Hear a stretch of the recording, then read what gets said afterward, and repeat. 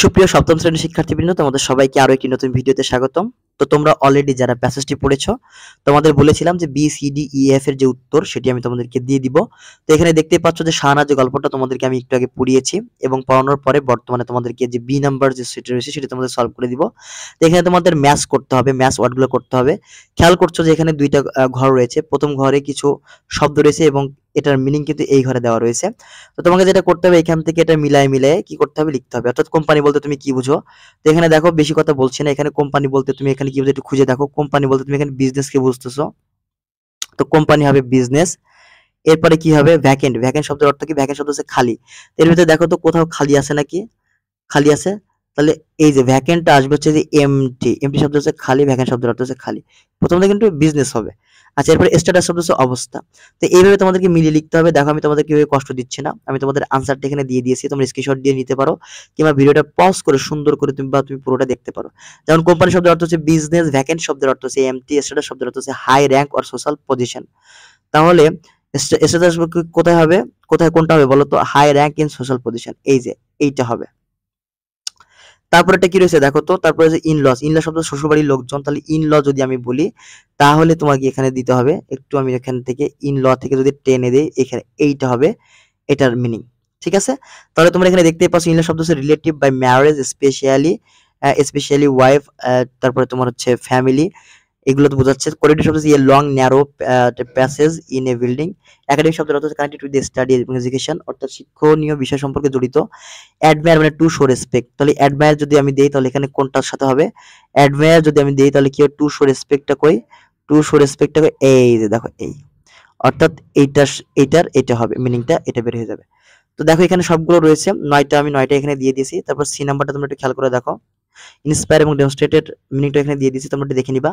তো সি নাম্বারের আনসারটা দেখে নাও। Discuss one what student, teacher and community people do to Shahana. এরকম আনসার তোমরা কিন্তু বইতে খুঁজে পাবা না বা তোমাদের গাইডে কিন্তু খুঁজে পাবা না, কেননা এটা আমি সুন্দরভাবে সহজ সরলভাবে তোমাদের জন্যই করেছি। শুধুমাত্র ভেঙে ভেঙে তোমরা এইভাবে লিখলে নিশ্চিতভাবে ফুল মার্ক পেয়ে যাবা। তো দেখো, discuss one what students, teacher and community people do to Shahana, অর্থাৎ আলোচনা করো সেই সকল বিষয়গুলো যেগুলো স্টুডেন্ট, শিক্ষকরা, শিক্ষার্থীরা, শিক্ষকরা এবং সমাজের লোকেরা শাহানার সাথে করে।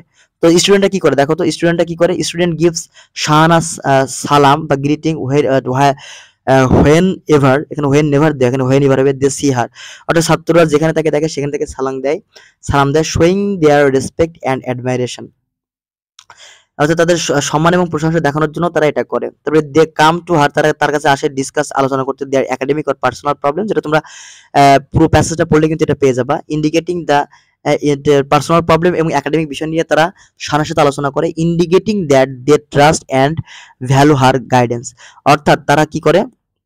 তারা তার যে তোমার মানে এটা নির্দেশ করে, তারা তার পরামর্শে বিশ্বাস করে এবং তাকে মূল্যায়ন করে। অর্থাৎ তারা তাদের ম্যাডাম শাহানাকে অনেক ভালোবাসে এবং তারা মূল্যায়ন করে। তো এই কাজটাই মূলত স্টুডেন্টরা শাহানার সাথে করে থাকে, বুঝতে পারছো? তো তোমরা এইভাবেই অ্যান্সার লিখবা যে স্টুডেন্ট যেটা করে। এরপর লিখবা হচ্ছে teacher.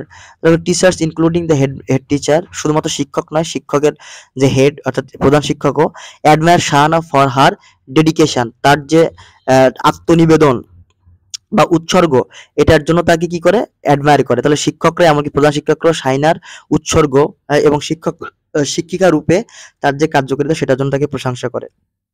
They likely recognize her contributing and positive impact on the social environment, তারা সম্ভবত তার অবদান এবং স্কুল পরিবেশের উপর তার ইতিবাচক প্রভাবকে স্বীকৃতি দেয়। অর্থাৎ টিচাররা শাহানাকে কিন্তু অনেক ভালোবাসে। এর কমিউনিটি পিপল অর্থাৎ সমাজের লোকজনরা তারা কি করে?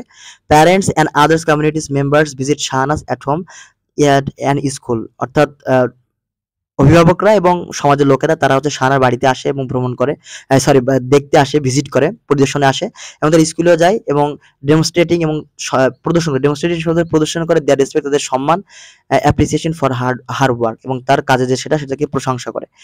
দে সেক হার out for consultations reflecting her status as a respected figure in the community, তার পরামর্শের জন্য তাকে খোঁজেন, যার সম্পর্কে এটা না লিখলে হবে, জাস্ট এতটুকু লিখলে তোমরা ফুল মার্ক পেয়ে যাবে। তো এবার দেখো, খেয়াল করে দেখো, the list of things that Shahana does as a teacher, অর্থাৎ শাহানা একজন শিক্ষক হিসেবে কি কি কাজ করে সেটার আনসার এখানে দেওয়া রয়েছে। দেখো কি করে।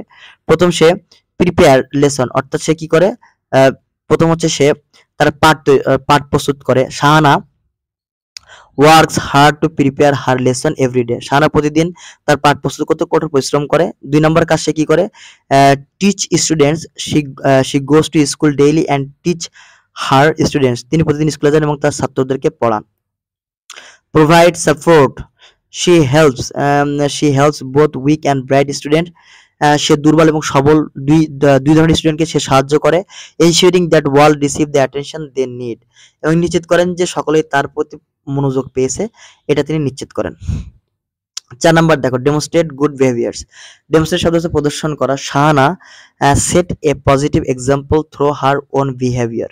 শাহানা তার নিজের আচরণের মাধ্যমে একটি ইতিবাচক ধারণা বা উদাহরণ তিনি স্থাপন করার চেষ্টা করেন। তো এটা হচ্ছে তোমরা লিখতে পারো। এবং 5 নাম্বার যে কাজটা করেন সেটি হচ্ছে কেয়ার ফর স্টুডেন্ট। সে স্টুডেন্টের কি করেন? কেয়ার নেওয়া অনেক। এবং 6 নম্বর হচ্ছে অ্যাড্রেসেস প্রবলেম, এবং সে সমস্যার সমাধান করে। তো এই টপিকগুলো লিখে এবং এক লাইন করে তোমরা লিখে দিলে কিন্তু পুরো মার্কটা পেয়ে যাবে। একটু তোমরা দেখে নিবা, নিজের মতো করে লিখবে এবং সেন্টেন্সে তোমরা দাগায় দাগায় খুঁজে খুঁজে লিখে নেবে প্যাসেজগুলো থেকে। এবার দেখো ই নাম্বার তোমাদের যেটা রয়েছে, তো ই নাম্বার এবং এফ নাম্বার সলভটা তোমাদেরকে পরবর্তী ভিডিও করে দিব, অর্থাৎ এটার আরো একটি পর্ব তোমাদের সামনে আসতে চলেছে। তো আজকে এই পর্যন্ত, ভালো থেকো, সুস্থ থেকো, দেখা হবে খুব তাড়াতাড়ি অন্য কোনো ভিডিওতে।